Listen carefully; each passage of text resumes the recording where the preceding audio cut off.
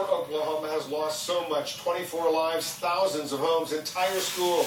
Here's one more measure of the devastation.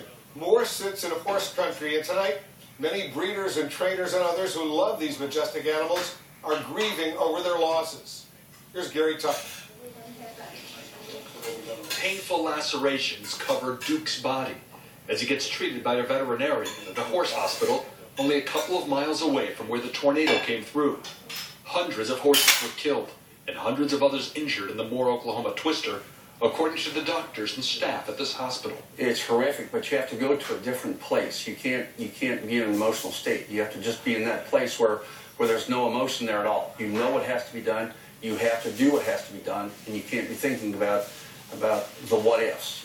You make a decision and you live with it. You triage and go on. Duke has a wonderful temperament with very serious injuries. In addition to the lacerations, he also has a broken rib.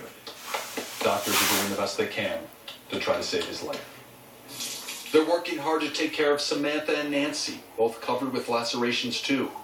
Vixen has lacerations on her face, and Dixie does also. Samantha and Nancy are mother and daughter. Nancy, as you can see, was also seriously hurt.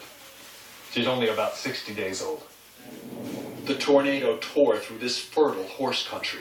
So your horses lived here, and you lived here too in an apartment? Correct. You live with your horses? We live with our horses. Randy Widener and Lindsay White are racehorse trainers, racing these horses at Oklahoma's Remington Park and Minnesota's Canterbury Park. These are pictures they took of the tornado coming towards the barn and apartment they rented. They wanted to evacuate their horses, but couldn't do it fast enough.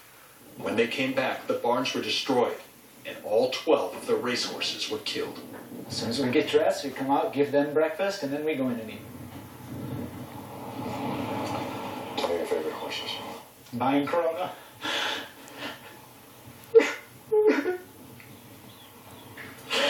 I'm so sorry to both of